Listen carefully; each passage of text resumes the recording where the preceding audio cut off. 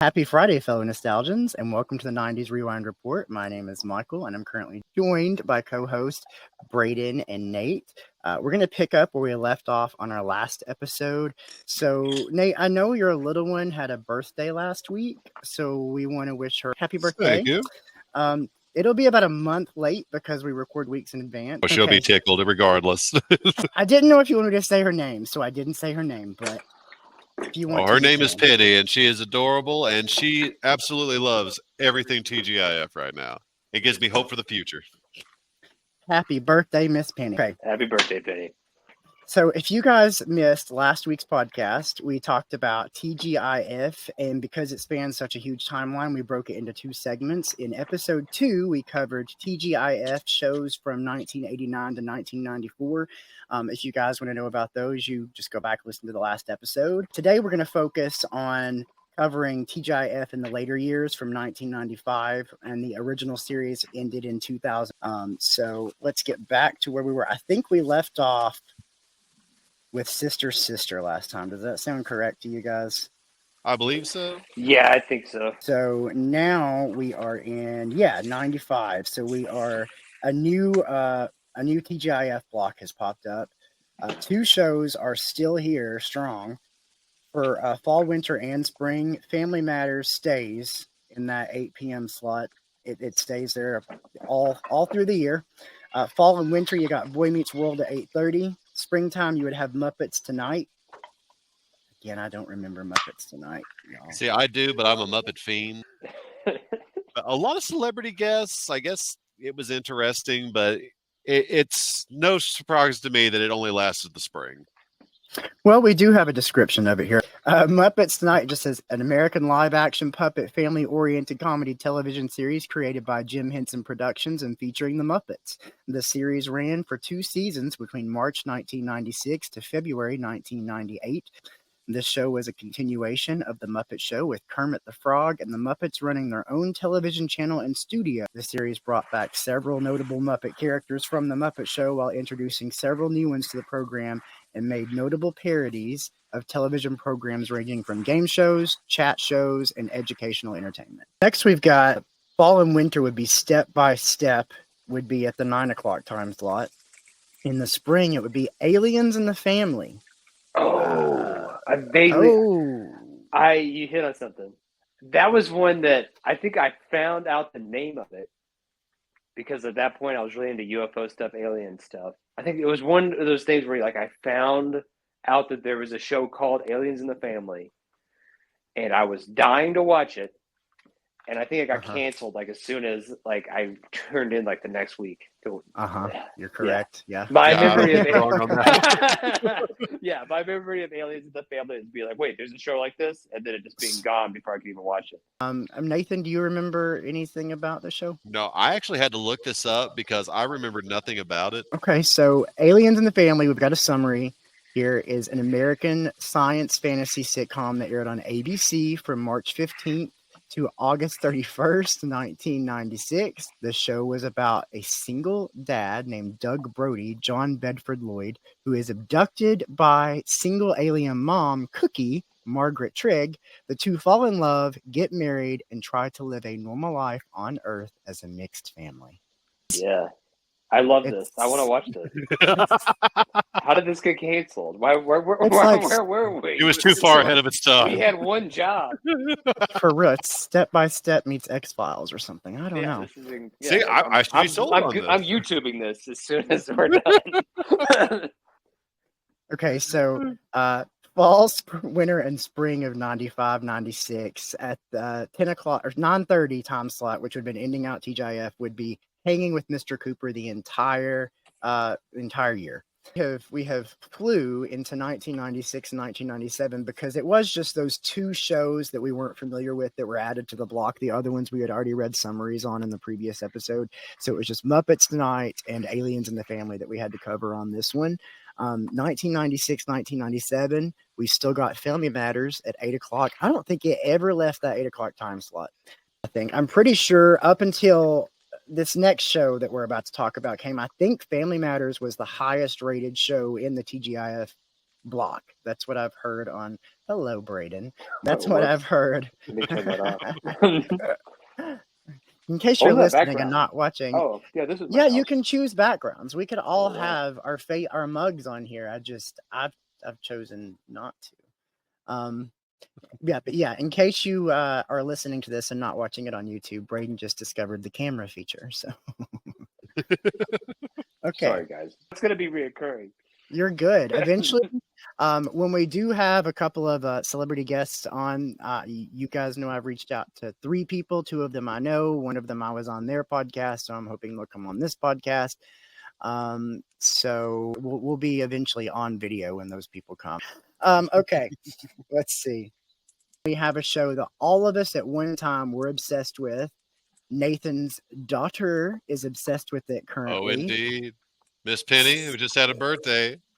Miss Penny, your favorite show has debuted in 1996, 1997. How old were you at this time? Tell your child how old her father was at this time. Oh, I'd say 13, moving into 14. Yeah. We are, of course, talking about Sabrina the Teenage Witch. Sabrina the Teenage Witch is an American television sitcom created by Nell Scovell, based on the Archie comic series of the same name. And I also forgot for some reason that Sabrina the Teenage Witch was a movie in 1996 as well. Oh, no, there was other ones, too. There was also Sabrina Goes to Rome in 98 and Sabrina Down Under in 99. What? Yeah, there was like multiple Sabrina the Teenage Witch movies. I probably watched them, but I only remember that first one. It's like she had like her Shaft moment where she had all these oddballs. So, that's a crossover we needed. Sabrina and Shaft. Sabrina and Shaft. Well, that Sabrina would bring in a large chunk of that audience just by herself, because the night that it premiered, September 27th, 1996 on ABC, over 17 million viewers tuned in to this time slot. I mean, it was great. I mean, as far as like new TGIF shows, I mean, I thought it was fantastic. Not to mention, like, even the background cast. The ants were great. Hilda and Zelda. I love the ants, yeah. It's like definitely. Salem the cat, which, as soon as we got a black cat at our house, guess what her name is? Sabrina was a phenomenal show. She played Sabrina Spellman, and on her 16th birthday, she learned that she had magical powers. That was apparently a departure from the Archie comic series, in which she had known of her powers since she was basically born. She lives with her 600-year-old aunts. I did not remember they were 600 years old. Looked pretty good. Yeah, they did, didn't they? Hilda, played by Carolyn Ray, who is amazing. And then I love her. Zelda, played by Beth Broderick. I also loved her in that. And their magical talking cat, of course, which is Salem. They lived in the fictional town of Westbridge, Massachusetts. I'll get that right eventually one day. So the series aired on ABC for its first 4 seasons, with the final episode on the network May 5th, 2000. Next, it's Boy Meets World. Would have been in winter and spring instead of Sabrina the Teenage Witch at that time slot. It would have been Boy Meets World.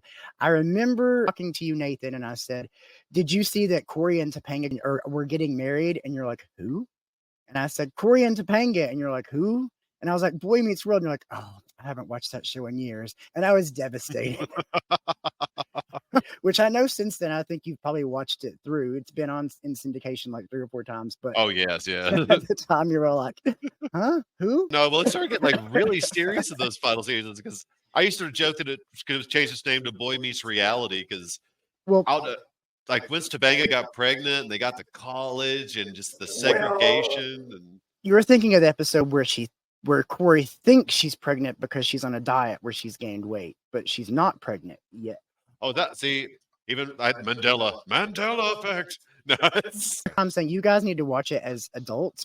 You get a different perspective watching it as an adult than you do as a child. Like, there's a line, and I'm not even a parent, but there's a line in the second episode where his dad tells him that, I want you to be a kid because once it's gone, you can never get it back. He advises his dad and he says, I know you can't be a kid again, but I think it's okay if you come back to visit every now and then. And I'm not going to lie, I got tears in my eyes.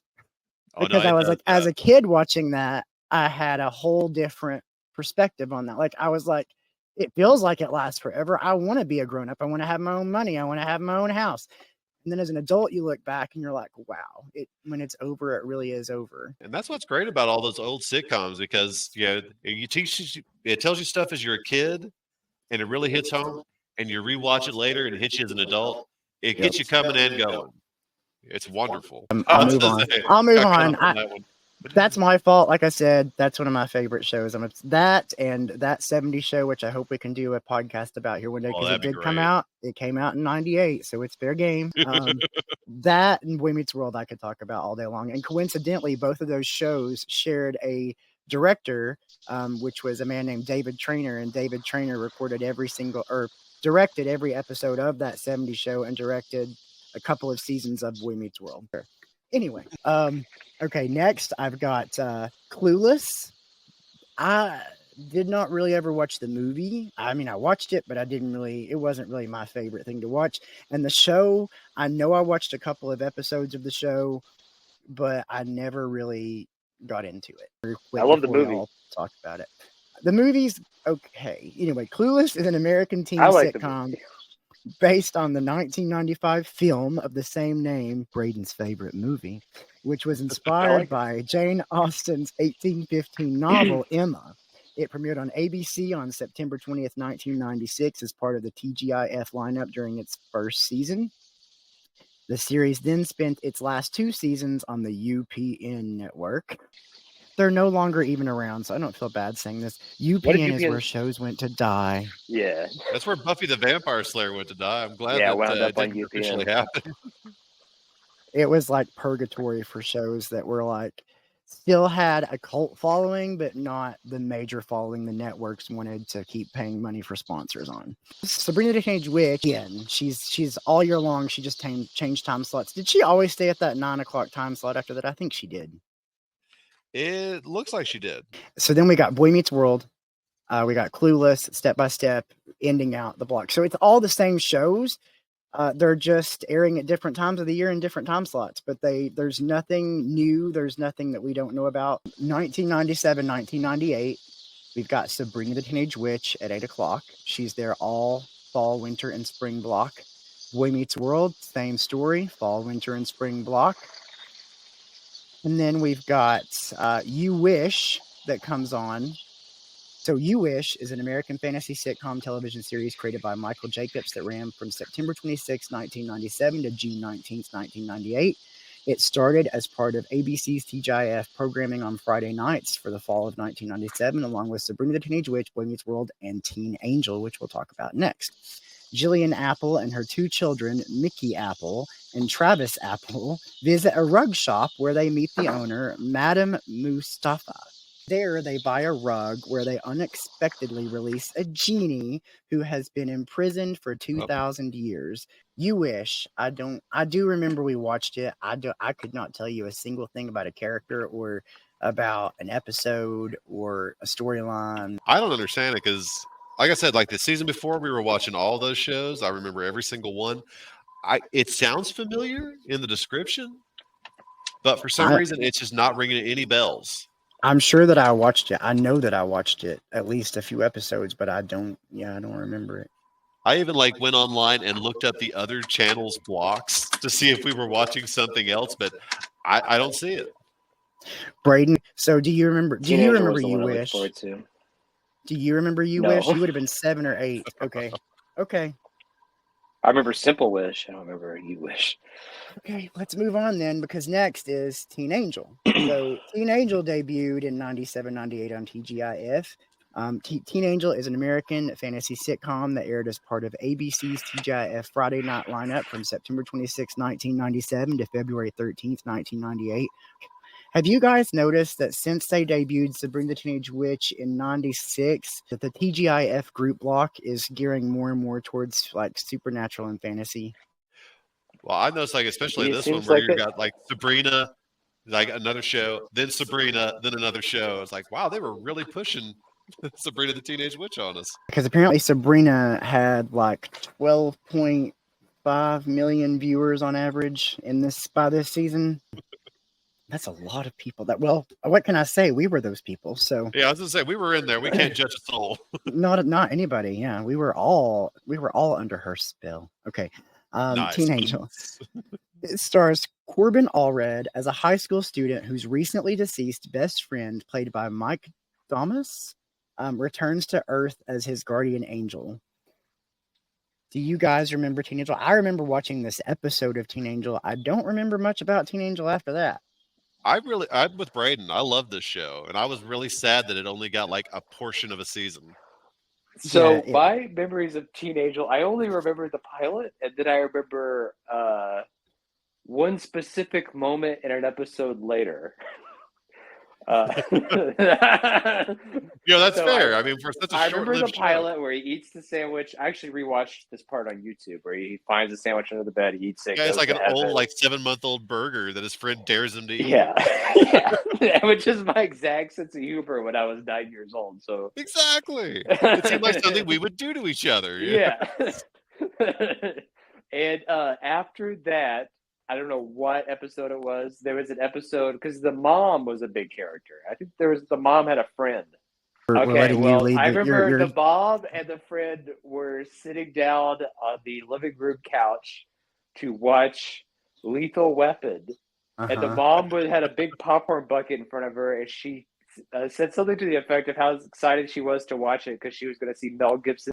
Mel Gibson shows the first Lethal Weapon? I can't remember. Yeah, I'm pretty sure. Yeah. Well, it's okay. That was very risque. He's like drinking in the trailer or like waving his gun around, looking at pictures of his ex-wife, and I think at some point falls out of his pants. I think it was just there was a lot of male nudity, and I don't know if I'd ever even seen male nudity in a film at that point. So for the mom to be that excited about male nudity in a film, I remember one thing that stood out to me about Teen Angel was I'd never really seen anything that showed like a hierarchy after death. Because I remember there was the Teen Angel had to report to somebody, but not directly to God. Like he had a supervisor. I'm pretty sure it was the same actor that played Shepard Book in Firefly. I was very sad when Teen Angel got the can. Yeah, I enjoyed it. I think just the premise was enough to make us coast on that show. And I was like, you telling me that if I eat an old burger, I could die and become a malevolent angel? Cool. Immortal, yeah. Go to high school immortal. It's like, what teenager doesn't want that? Let's move on to 1998, 1999. We are in fall and winter. We have a new show called Two of a Kind. Two of a Kind is an American sitcom that aired on ABC as part of the network's TGIF lineup, starring Mary-Kate and Ashley Olsen in their first television series since Full House ended in 1995.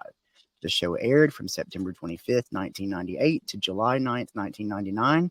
Kevin Burke is a college professor and widower father living in Chicago, Illinois, who believes there is a scientific explanation for everything except how to control his scheming 12-year-old daughters, Mary-Kate and Ashley Burke. Twin sisters, who are complete opposites. Mary-Kate is a tomboy whose biggest interest is perfecting her jump shot and curveball, and whose worst subject in school is math. Ashley is a girly girl who makes straight A's and dreams of a modeling career and dancing. I remember it vaguely. I remember it airing. I remember what their living room looked like. I remember what their kitchen looked like.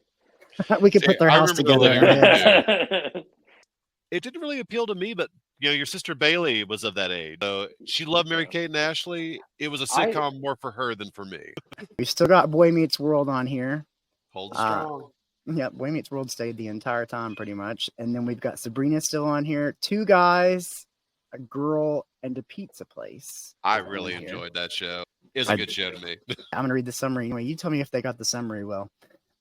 Is an American television sitcom created by Rick Weiner, Kenny Schwartz, and Danny Jacobson. The series started as a short-run 13-episode mid-season replacement on March 11th, 1998 on ABC.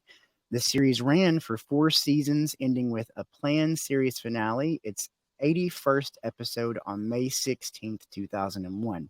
The series starred Ryan Reynolds, Ricardo Riccolo, and Trailer Howard as the title characters. The second season saw the arrival of 2 additional recurring characters, Johnny Donnelly and Ashley Walker.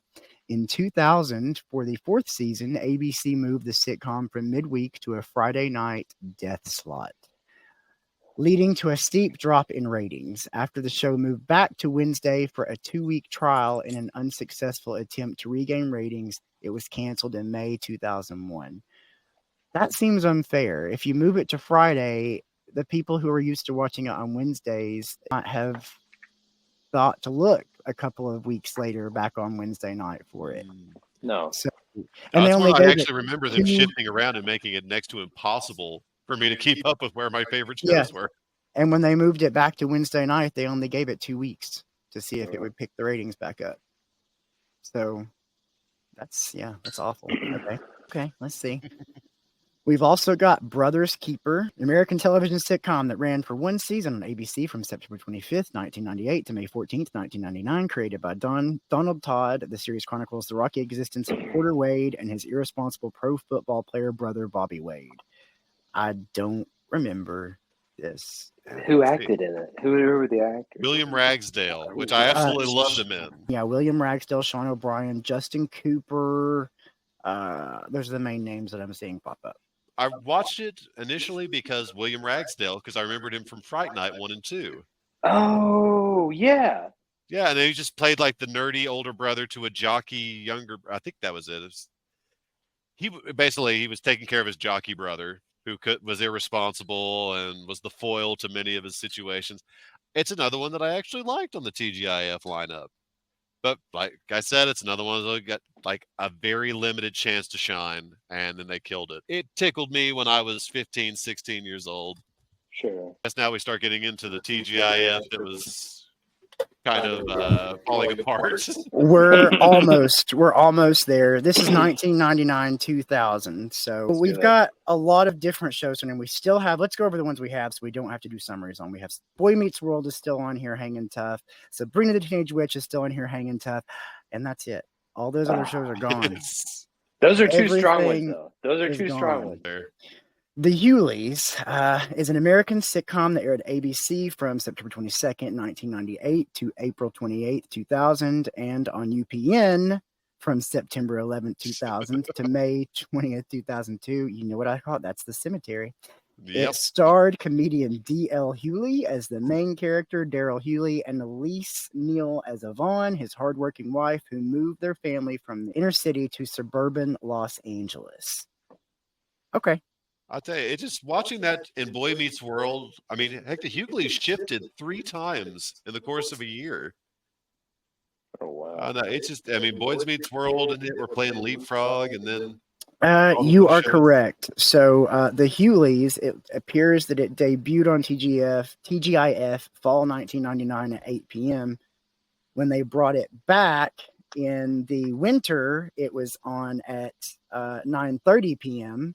When they brought it back in spring, it was then on at 8:30 p.m. So you had to literally watch the whole block to catch it. The programmers were into the good scotch at that point. Something was going on. I think they probably were in cahoots with TV Guide. We got Odd Man Out is our next one. Odd Man Out is an American sitcom that aired on the ABC television network as a part of the TGIF lineup. It aired from September 24th, 1999 to January 7th, 2000. It was created by Ed Decter and John Strauss. Oh, they did a lot of shows that we love, whether you guys know that or not. They also wrote on Boy Meets World. Fun fact for you. Surprise! Set in Miami, the show revolved around 15-year-old Andrew Whitney, the only male in a house full of women. He is constantly surrounded by his 3 sisters, Aunt Jordan, and a widowed mom, Julia. The episodes mostly revolved around Andrew's lack of privacy and dealing with his best friend Keith's crush on his unresponsive older sister, Paige. I did not watch this. If I did, I don't remember anything about it. You guys? Yeah, no, I got nothing. No, I didn't watch it. The last show that got added here in 99, 2000 was Making the Band. It's an ABC MTV reality television series that exists. Making the Band, yeah. Mm-hmm. That exists in separate iterations, each focusing on a specific music act. It spawned musical acts O-Town, The Band, Dainty Kane, Day 26, and Donnie Klang. O-Town was one. I loved boy bands at the time.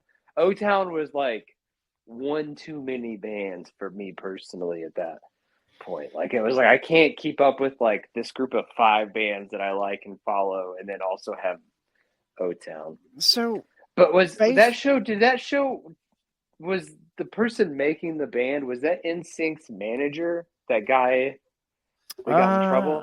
I think that it would was. be I think crazy, wouldn't it? All it's seasons the of guy making who looked like Chris Farley.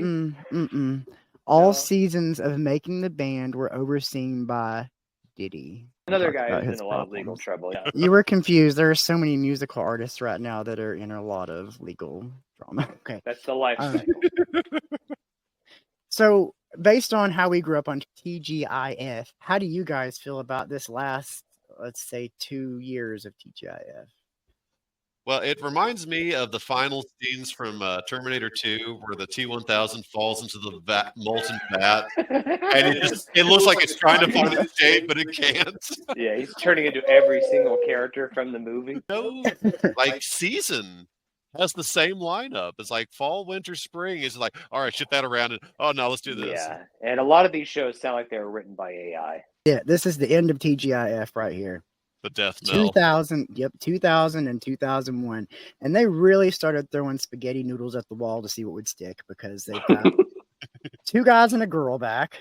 Yeah, the pizza place is gone at that point. Yeah. They changed the name. Yeah, they changed the name of it. Okay, here we go. So we got 2 guys and a girl. And then we've got Who Wants to Be a Millionaire?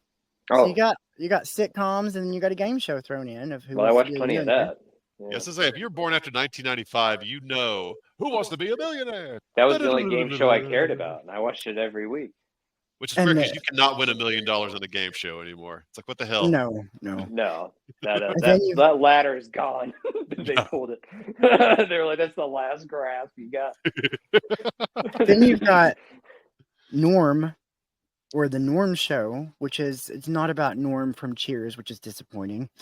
So Norm is an American television sitcom that ran on ABC from March 24th, 1999 to April 6, 2001. Starting in September 1999, the show's title was shortened to Norm. The series starred Norm Macdonald. I'm not that disappointed. Who created the series with Bruce Helford. The show focused on the life of Norm Henderson, played by Norm Macdonald, a former NHL hockey player who is banned for life from the league because of gambling and tax evasion. It actually doesn't sound like it would have been a very bad show. I just probably wasn't. I love Norm Macdonald. I want to watch this now. I did not watch this at the time. I kind of want to go back and watch it now. Yeah, I'm sure it's great because I mean, even Dirty Work, which is not a great movie, had lots of great. No. I think that's the reason I watched Norm was because I'm like, okay, maybe it's going to be like a sitcom version of that. I could watch that. Yeah. I did like Norm Macdonald and was kind of shocked that they gave that person a sitcom on ABC.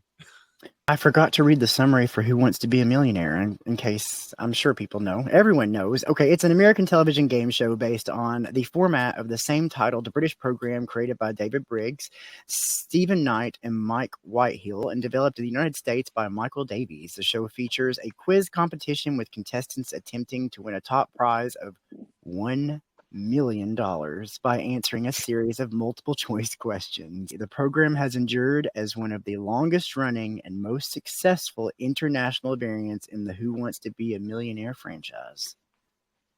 You know, just sitting here like looking at it, I didn't realize it was an hour, but I bet if you took out all the shots of Regis just sitting there, are you sure that's your final answer? Are you absolutely sure? That was the best be wrapped up in a half hour. You're sure about that? Make sure you got lifelines. Actually, God rest his sweet soul. To bridge 2 things we were just talking about, my biggest Who Wants to Be a Millionaire memory, it was the celebrity episode, and I think Norm Macdonald won $1 million. I think he did. Wonderful. I think he was one of the ones that won. If not that, he was doing. What a wonderful segue! The guy was so smart. I think he at least got the $500,000.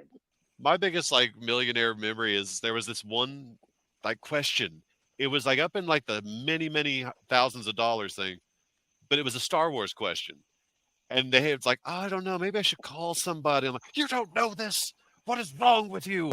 We have some more shows that have been added. The Trouble with Normal, an American comedy series that originally aired on ABC from October 6th to November 3rd, 2000. Do we need to read any more about the summary? It aired from October 6th to November 3rd of 2000 before being canceled. Do you remember The Trouble with Normal?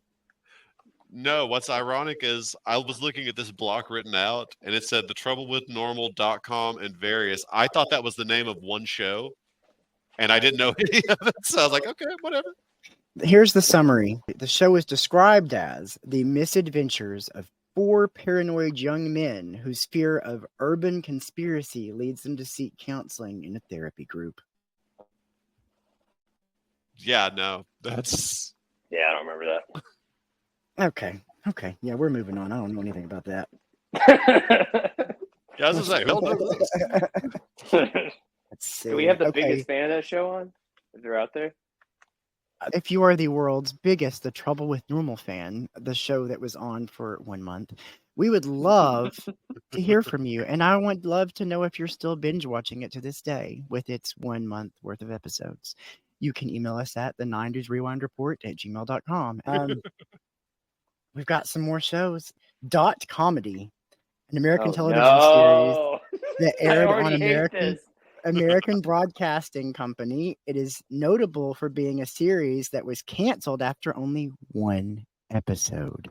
Yeah. Dot Comedy was an early attempt at bringing internet humor to mass television audience in the pre-broadband era, which premiered on ABC December 8, 2000. So if you were the world's biggest Dot Comedy fan for its 1 episode, it doesn't exist. we Not would real. love to hear from you. Okay, it's a Dot misnomer. Comedy. That's all it is. Somehow, even though it was a long-running show, I missed that one. I'm telling you, it's crazy, isn't it? Was that one on your radar, Brayden? No. Even when all that stuff was trending, I wouldn't watch anything called Dot Comedy. Could you imagine if that was like the first episode was just like somebody's favorite? They tuned in next week to see it. It's like, where the show?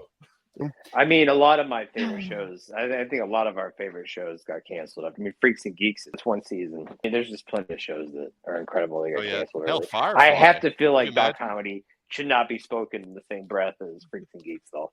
So Madigan Men. It made me think of Mad Men. Okay, anyway. Madigan Men is an American sitcom that premiered on ABC on October 6, 2000. The show was put on hiatus in December 2000 in the midst of cast and crew changes and was later canceled. Woo! Poor ABC there. Like I said, throwing spaghetti noodles at the wall to see what sticks. They're canceling stuff after 4 episodes, after 1 episode, after... It's like worse than Fox, you know? Wait, this was ABC's Gabriel Fox Byrne and George Wendt? That's what killed his career, you know? What? He couldn't work for years incredible. This should have been incredible. No, 4 episodes was all they got, and I've never even heard of it. So... when the final season premiered in 2001 of TGIF, its target audience had reached an age where Friday nights were meant for socializing, and they were no longer tuning in to the block as they once had. So TGIF tried tweaking the formula by adding in those game shows alongside the sitcoms, but apparently this saw an even larger decline in the ratings, and thus the first reign of TGIF came to a close. I'm not going to talk about the shows that happened because this is after the 90s, but ABC did attempt to bring back TGIF in 2003 using the formula they had tried in the final season, with game shows and sitcoms residing side by side in the block. But the rebrand only lasted 2 years before ABC yanked it from the network once more. I was going to say, at that point, I discovered booze. It's something we got to experience that used to, like Friday night, TGIF, Monday morning, if you went to school and you didn't watch TGIF, you had nothing to talk about. You're out of the loop. TGIF and Snick. If you didn't watch those 2 things over the weekend, you were out of the loop. It's one of those things where, like you said, is like your whole family sat down, you watched a show together, and you were absorbed in these characters, and you really wanted to tune back in the next Friday to see what else was happening in their lives. And so were your parents and your grandparents and your younger siblings and your older siblings. Like, they had character. Someone could find something relatable to everybody. They had humor in there that was for adults, but it wasn't cringe humor that would be bad for kids to watch. But it was something kids couldn't understand that might be a little more adult themed in the joke, but not in a cringe, gross way. So like, they don't cater TV shows like that anymore. Now there are dedicated television shows just for kids, and there are dedicated shows just for the parents. There's no sitcom where the kid and the parent are really going to sit down and enjoy it at the same time. Modern. You can go back and look at Lucy. You can look at these shows we've talked about, and yes, you can sit and watch those with your family. There's nothing on today like that. Oh no, it's like Nicktoons. I can't sit and watch with my kids, like the adult stuff, but like the dramatic stuff. The kids are not interested in. They don't put the life lesson kind of sitcom-y things in those. I mean, it really is just something to be mindless to pass 30 minutes of time for your kid. Yeah, that's not good. I feel like, there's like a lot of Nicktoons I had to tell the babysitters, like, I don't want my kid watching this. It's bad. There's nothing valuable to it at all. Yeah. Okay, so super quick. Let's leave on a happy note. So I have TGIF trivia questions. Well, if it's anything about aliens in the family, we've lost already. Nope. This first one actually threw me for a loop, and I had to go on a 30-minute tour through the internet. The TGIF programming block had its own theme song that served as an intro before the first show in the block would air. Can you fill in the missing lyrics to the intro? It's Friday night and blank, blank, blank, blank, blank, blank, blank. Gonna have some fun, show you how it's done, TGIF. Is it A, it's out of sight, B, the time is right, C, the moon is bright, or D, the mood is right? I was going to say B, but now C sounded pretty good. So I'm going to stick with C myself. So I'm going with, did you say B was time is right? Uh-huh. Yeah, I'm going to go B. Okay, so I thought what you both thought. I knew it's out of sight wasn't it. I made that one up. The other ones were all the Mandela effect, where people were all remembering it wrong. And it's Friday night and the mood is right. Gonna have some fun, show you how it's done, TGIF. I thought it was moon is bright first, and then I saw someone else say the time is right, and I was like, that sounds right. And then I actually had to go to YouTube, and I found the old promo clips and started playing those, and it's mood is right. This next one, Nathan, I know you're going to know the answer. On the show Sabrina the Teenage Witch, Sabrina's familiar is a small black talking cat. Can you name this feline? Is it A, Binks, B, Spook, C, Salem, or D, Saber? No, it's Salem. But what's really funny is whenever we got our black cat and they told me what the gender was, when they said girl, I said, okay, it's going to be Salem. Had it been a boy, it would have been Thackeray Binks. Perfect. Okay. On the show Family Matters, what are the names of Laura Winslow's two best friends? Is it A, Myra and Penny, B, Waldo and Urkel, C, Myra and Cassie, or D, Maxine and Penny? See, now this is Laura's best friends? Laura's two best friends. I'm going to say D, because I feel like I remember Maxine being one of her best friends. What do you think, Brayden? I did not watch a ton of Family Matters, but I want to say A. So you're going with Myra and Penny with A, yeah. And Nathan is going with Maxine and Penny with D. So you both picked the one with Penny in it. So Nathan is correct. D, Penny was Laura's best friend in season 1, but in seasons 2 through 4, Maxine takes over the position as Laura's best friend. And I just threw Cassie and Penny's names in there because I thought that was fun. Okay. I figured. A season 4 episode of Boy Meets World titled Chick Like Me shows Corey writing an article for the school paper where he plans to temporarily experience life through a female perspective. He enlists the help of his best friend Sean Hunter, who Corey convinces to dress and live as a girl for 1 week. Can you remember the name that Sean picked for his female persona? And I will give you extra Feeny points if you can remember the last name. Here are the options for the first name. That's all I'm giving you, the options for the first name. A, did Sean pick Victoria? Did he pick B, Shauna, Candy, or D, Veronica? See, in my head, I heard Shauna before you even said it, so I'm going to go with B. Okay, Brayden? I'm thinking it's A or D. I'm gonna go D. Okay. Brayden, you're correct. It was Veronica. When they're coming up with his name, Angus says, "Oh, you've thought about this, haven't you?" And he says, "Yeah." He says, "Yes." She goes, "What do you want your name to be, honey?" And he goes, "Veronica." That's good. Topanga says, "That's a beautiful name." It's like you live it, Sean. You live your Veronica life. Do you remember the last name? Brayden, can you take a guess? It's funny. It's very funny. Please tell me it's Closet. Nope. Nope. Is it? I don't know. Like, Woodbine? I don't know. Veronica was Boyski. Was Boyski, now Girlski. That's actually a very good episode. Okay, this one I have a picture because I couldn't remember this. The Mandela effect. I didn't remember this. Okay. Frank and Carol Lambert welcomed their first child together in a season 4 episode of the television sitcom Step by Step. Frank and Carol already had a blended family of 6 children before welcoming number 7. Can you name that baby? Is it A, Brendan, B, Julie, C, Lily, or D, Morgan? Oh, I am going to declaratively say it's Morgan Lambert. And what about you, Brayden?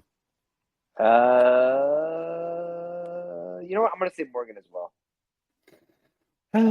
Okay. Morgan was the younger sister of Corey Matthews on Boy Meets World. Rats.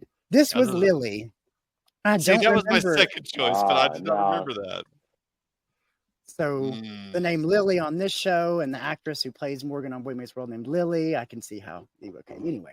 Well, I'm going to quote Quentin Tarantino. The less one makes declarative statements, the less foolish one looks in retrospect.